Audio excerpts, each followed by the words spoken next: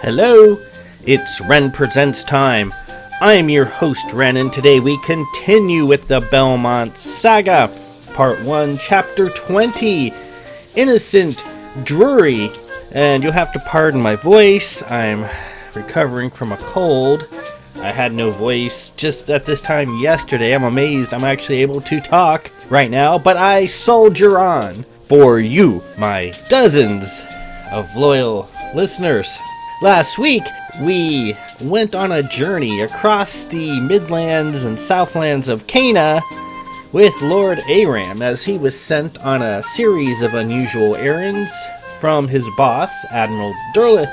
He was to pick up 5 parcels located in lockers in various seaports and spaceports across the Xenon lands of Cana, the southern parts of Cana, near the fleet complex and the vast Great Armenelos Forest.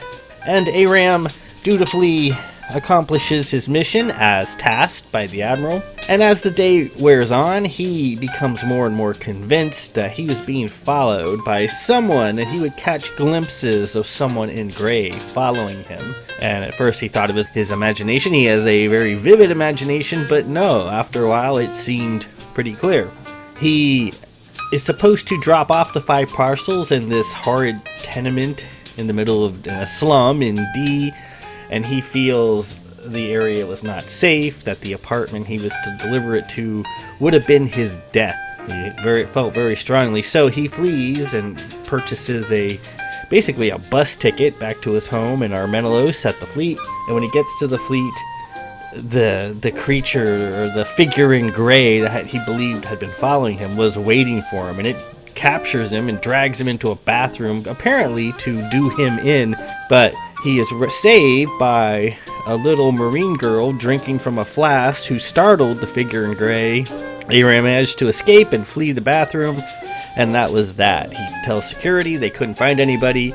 He tells the Admiral is furious and says, "Don't worry about the figure in gray, I'll take care of it." So this figure is in some way affiliated with the Admiral, and we think we know why, but not really at this point. And all this activity today, we continue in the Seeker, in this grim and glitty battle with the head on the hearth, as Lord Aram tries to maneuver the unpowered Seeker against the fully functional head, although the head's much smaller, and we're gonna come to grips with the horrid monstrosity that is Innocent Drury. I can't wait. So let's just get right to it.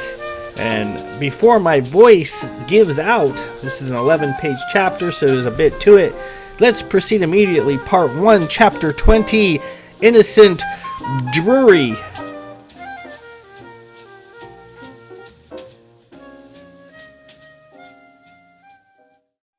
Stenstrom climbed up out of the lift shaft. He had been badly tangled in the razor wire gift that Innocent had left for him. He should have been hopelessly impaled, but as he was quickly discovering the sisters weren't kidding, something filled him up as he fell into the deadly razor wire nest. He bounced off the bedding of wire and found himself barely inconvenienced. Once he got over the shock of his situation and acknowledged the fact that he wasn't harmed, he casually pulled the wire away, the odd strands breaking easily and being tossed aside. Somehow, even his HRN coat wasn't torn or ripped. Apparently, the sisters wanted his carefully crafted costume to not be inconvenienced and imparted their protection upon it as well. He emerged into the dark of Deck 5 and quickly made his way down the hall.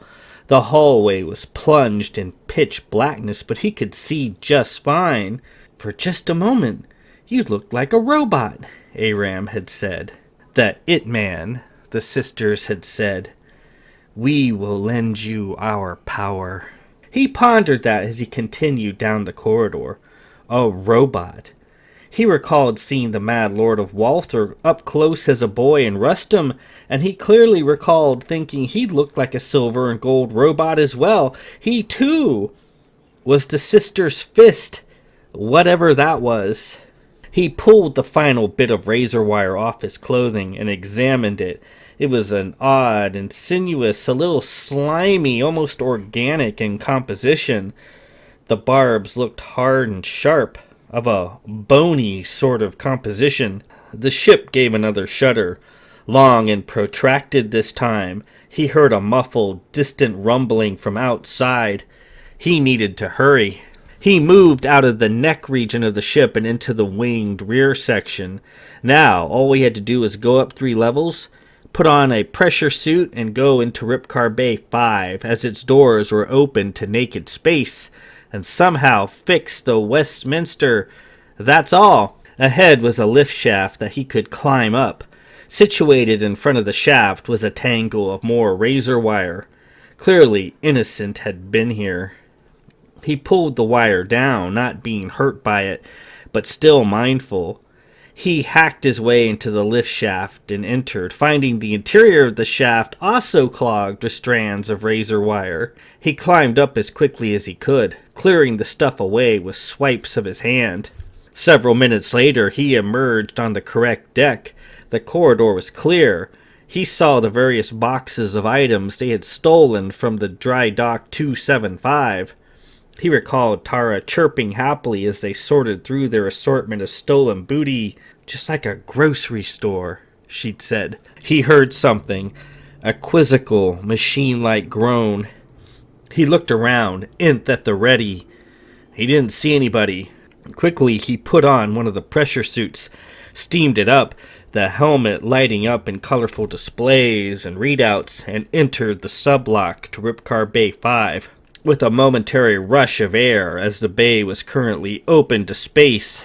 The bay was completely clogged with crazy runs of razor wire, like a spider's lair overgrown with webs. It was stretched out everywhere, running this way and that, making the whole bay look like a badly cobwebbed barn. In the middle of all this confusion was the Westminster. Its condition was impossible to discern.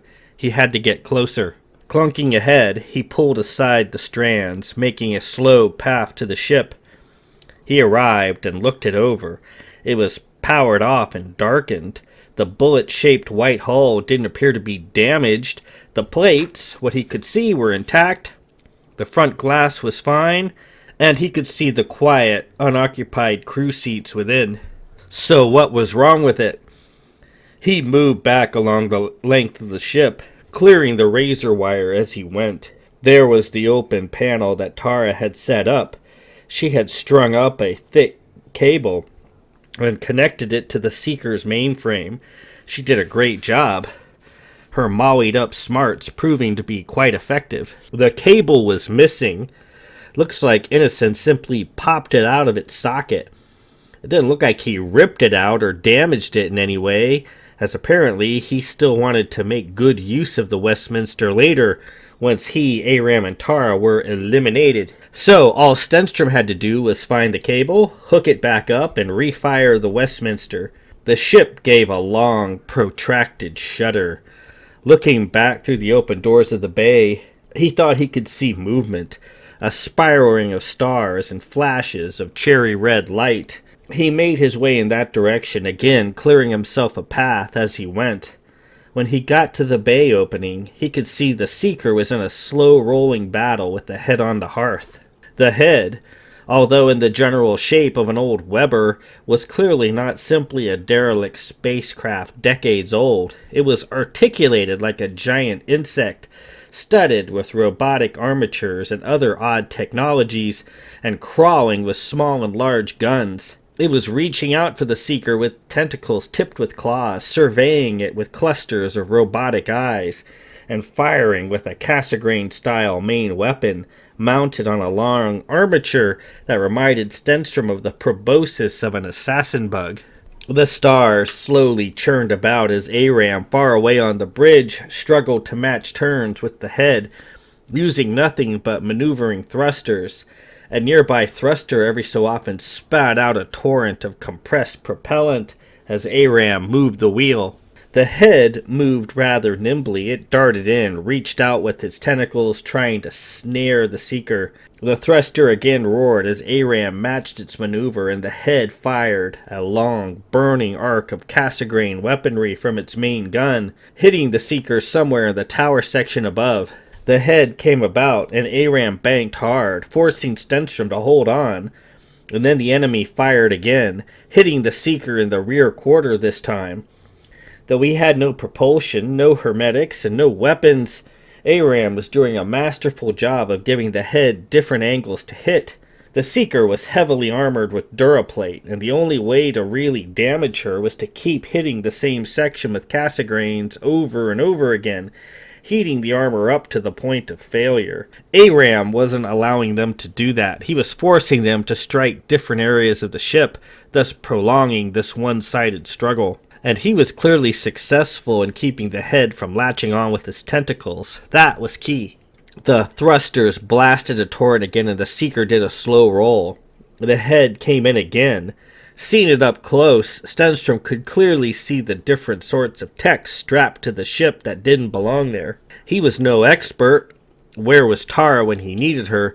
But he could clearly make out various Zaffin technologies mixed in with miscellaneous Scavenge League stuff and other completely alien techs mounted all over the ship that baffled him. There were those tentacle-like grapplers he'd never seen before, probably some sort of Zaffin tech, and there was the vastly improved docking umbilical and a smattering of other things that he couldn't identify. He could see that their Cassegrain main weapon was mounted on a flexible robotic pod that could articulate about, giving them a vast field of fire. He wondered. His Nth was fully able to kill robots and robotic machinery. Maybe he could hit the robotic pod and put the Cassegrain main gun out of commission. It might just work. He waited a moment or two for the ship to swoop in, which it did, tentacles waving, casually displaying its underbelly, knowing full well that the seeker couldn't shoot back. Aram rolled away and matched the turn. The head appeared to momentarily come to a stop as he did so. There was the robotic pod, moving the Cassegrain cannon about in a smooth arc. Stenstrom lined up his shot and fired. His green blast shot out, traveled across space, and hit the pod. Without any great fanfare, it stopped moving and froze in place. The head twisted away, its cannon silent. Something approached through the tangle of wire behind Stenstrom, something that rattled the floor with pounding steps. Stenstrom turned. There, emerging through the tangle, was Innocent Drury. He didn't look at all like he remembered Innocent Drury looking, but it had to be him.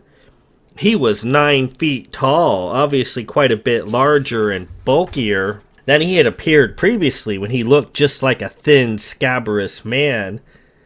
He was a robot. His metal body was vaguely man-shaped. He had arms and legs and something that passed for a head, but he was bulky and mechanical. His hands were big and blocky, nipper-shaped, with at least 20 variously sized fingers on each hand. His feet were squared off and robotic. He appeared to have a rigid central framework at his center, like a metal skeleton of some kind. On top of the framework was an abundance of movement. His body was composed of a multitude of metal squares, each about half the size of a fist, and all colored a deep hunter green, similar to Stenstrom's coat. The squares were adorned with blinking lights, and they were constructed on some sides with recessed tracks, while other sides had obtuse rail-like ridges sticking out. Stenstrom was reminded of the tongue and groove system of joining pieces of wood together. These green squares moved, and they traveled about on top of each other, the ridges jutting out of the square sides, fitting into the grooves of other squares seamlessly, like the pieces of a gigantic, interlocking puzzle. The green, blinking squares on Innocent's body were constantly traveling about, changing his shape in a bee-like cloud of movement. It was as if he was composed of many tiny robots piled up on top of each other to create a huge, blocky one. Such technology. He'd seen robots before on Planetfall and Bustoke, where they were most common, but he'd not seen any quite like this. On the area of Innocent's body where a stomach might be placed, the green squares had joined together to form a spinning pan. Organic, flesh-like tendrils of stuff kept dripping out of the rotating pan and slopping to the floor.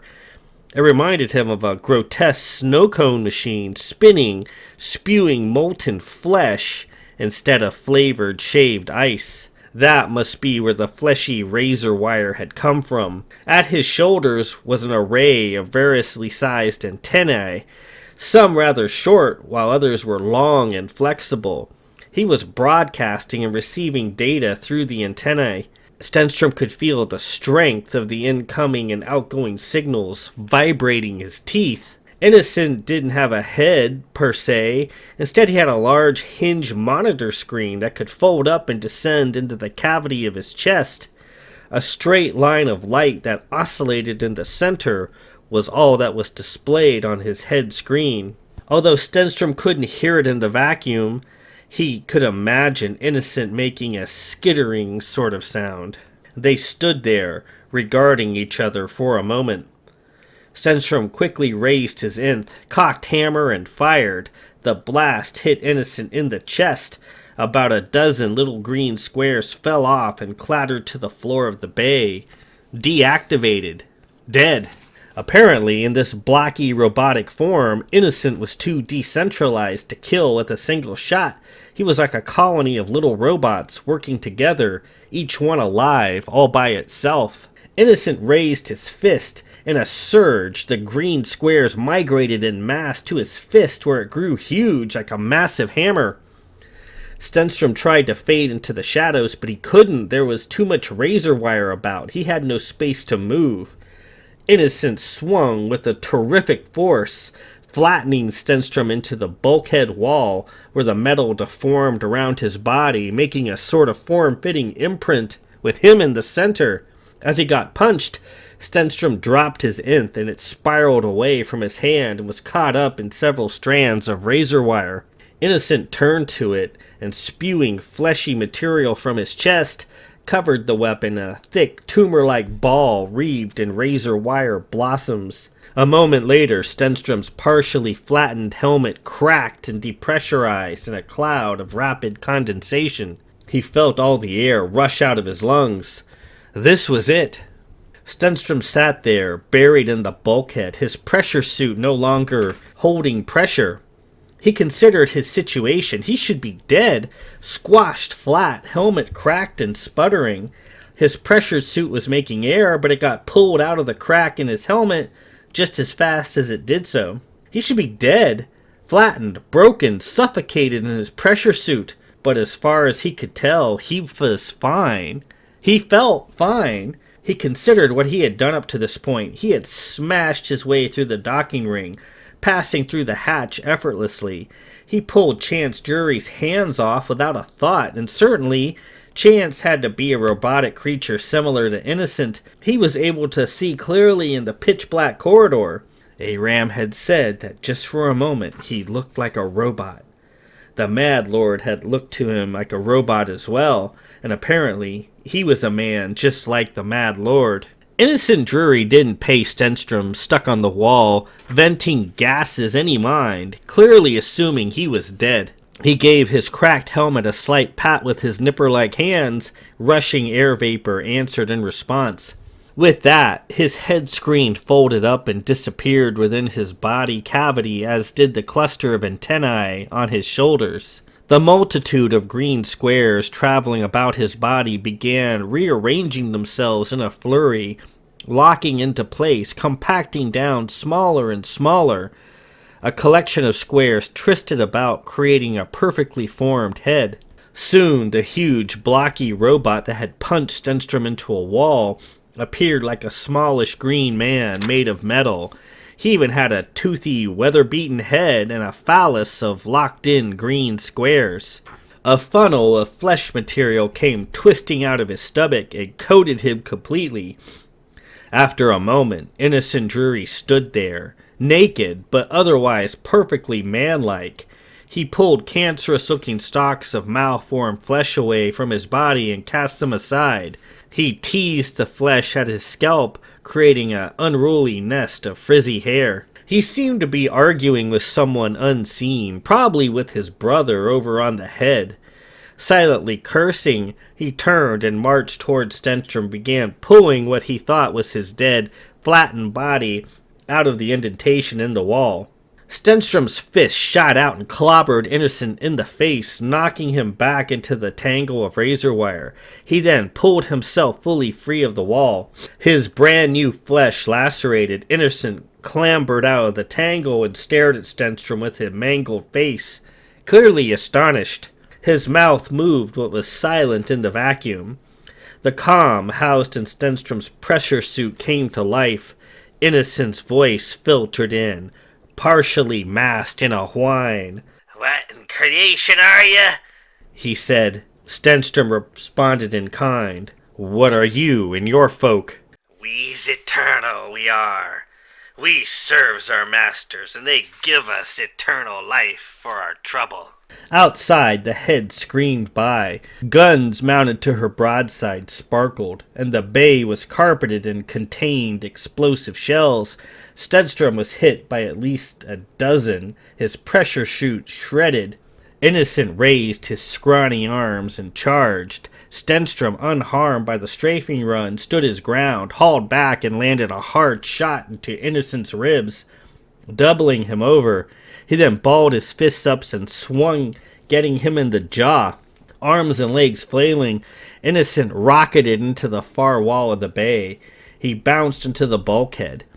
Just at that moment, Aram hauled the ship around in a sudden movement, and Innocent went out through the open doors of the bay into space, his naked, meaty body looking like a huge mandrake root as he spiraled out. Certain he'd not seen the last of Innocent, Stenstrom turned to his nth, which was balled up in an ugly, fleshy cocoon. He tore at the cocoon with his fingers, the fleshy material being remarkably resilient and durable. Finally, it gave way, and Stenstrom pulled his pistol free. He ran to the edge of the bay. Outside, there was Innocent moving about. He wasn't flailing or out of control. Instead, he was moving with precision. The flesh-spewing hole in his stomach was now protruding and directed down towards his legs like a nozzle. Streamers of flesh were squirting out in a rapid dash succession, and he was apparently using it like a jet. He hovered in front of the bay about 100 yards distance. He fumbled with something in his hands, hiding what he was doing from view. As he worked, the long shaft of a green lance or missile appeared, getting longer by the moment. Apparently, Innocent was shedding some of his green squares and using them to create a weapon of some sort. Stenstrom wasn't going to give Innocent a chance to finish whatever he was doing. He cocked and fired, aiming for his head. He darted away from Stenstrom's shot, where it missed over his shoulder. Stenstrom cocked the hammer to fire again, but Innocent had finished his work. He had created a 10-foot-long, missile-like lance that was lit up with blinking lights. He hauled back and threw it like a javelin, heading directly for Stenstrom. Stenstrom aimed and fired, hitting the lance in the nose. Its blinking lights went out and it careened off target, but it was too late. The dead lance hit Stenstrom across the chest, knocking him backward into the tangle of razor wire with incredible force. And then there was Innocent, flying in on his jet stream of flesh like a ghoul. He flew into Stenstrom, pounding the base of his neck with devastating blows. His left hand changed shape and expanded into a hideous claw, stretching and tearing through his artificial flesh. Before Innocent could use the claw, Stenstrom punched at it with a back fist. The claw lost its shape and fell apart with the force of the blow, many green squares scattering about. Innocent reached up, trying to rip Stenstrom's helmet off. He seized Innocent's arm and wrenched it out of the socket, the arm quickly changing shape and roiling with movement, like a dead bird, full of bugs. He tossed it aside. "You can't beat us. We's eternal," Innocent said over Stenstrom's crackling calm. Stenstrom picked him up by the chin. "Where is Captain Gwendolyn?" "In a place ye can't get to her. She's gonna be eaten by the clonins, she is. Where? Where are these Cronins you keep talking about? Innocent didn't answer him. Stenstrom squeezed and his chin collapsed. I'll be remembering this score unless she forgets. Innocent said. Now this is personal betwixt us. He rolled his eyes back and opened his mouth. A moment later, Stenstrom could hear a boiling, frenetic cacophony of noise being broadcast by Innocent through his helmet. He went to the open bay and searched for the head. There it was, coming in fast and angry, its array of many small guns coming to bear on him, ready to apply a devastating blast to the Ripcar Bay. The thrusters ticked. Aram steered into the head, forcing it to veer away or collide. An encounter the sturdy, much larger Seeker would surely win. The head twisted away and moved out of his field of view. Given respite, Stenstrom checked the Westminster. Certain shells from the head had riddled her into wreckage. To his surprise, the Westminster seemed sound. The shells had bounced off. He smiled as he looked her over. She was armor-plated. Apparently that's what she had been doing in Dry Dock 275, having a brand new carapace of armor plating installed for Admiral Pax, turning her into a bulletproof chariot. Why the Admiral needed such a thing, Stenstrom had no idea. Stenstrom looked around, found the power cable, and hooked it back up to the Westminster. All by itself, the ship powered back up and fired its engines. He entered the bay through the sublock. "Tara!" he shouted into the air. The cob opened, given new life by the Westminster. Belle? That's you? "It's me. What's our status?" How do I know it's you? You could be one of those creepy idiots out there. "Because I bought you your lunch while you were guarding Admiral Pax's bus the other day." Tara gasped. Belle! We were so worried. "I'm fine. What's our status?" The head was having its way with us. Aram did a great job keeping us in the fight. "I saw that. Incredible flying, Aram." Tara continued.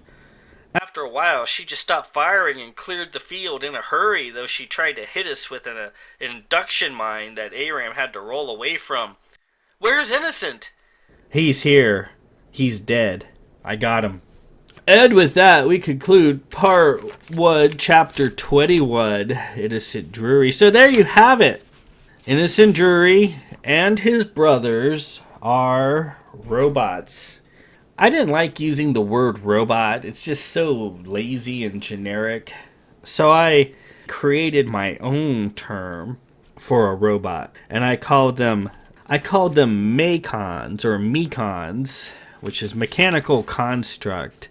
You know, they're sort of like, I was always interested in Portuguese man-o'-wars, those jellyfish that wash up on the beach every so often and that can sting you even after they're apparently dead. Portuguese man-o'-war is a colonial creature. It's not one jellyfish. It's literally millions of little jellyfish or little creatures working together in a colony, basically. And I always found that interesting. So when I came up with these robots, I didn't want them just to be... So yeah, I created my own terminology of Macon. So I'd always wondered what sort of thing should I make the Drurys? And I was like, well, I haven't done creepy robots yet. Let's do that. The Drury's secret is revealed, and now we move on to the rest of the book. The next chapter, Part 1, Chapter 21, The Search for the Demophalon John. So now we're going to bear down and try to find out what happened to the Demophalon John and see if the crew can be rescued. And then that is it for Part 1. We will move on to Part 2, which is The Woman in Gray. So we will step away from our protagonists and enter the world of the antagonist, the Woman in Gray, oft mentioned, seldom seen. And that's how I tend to use some of my villains, not all of them, but some of like the overall villains, the main bad guy.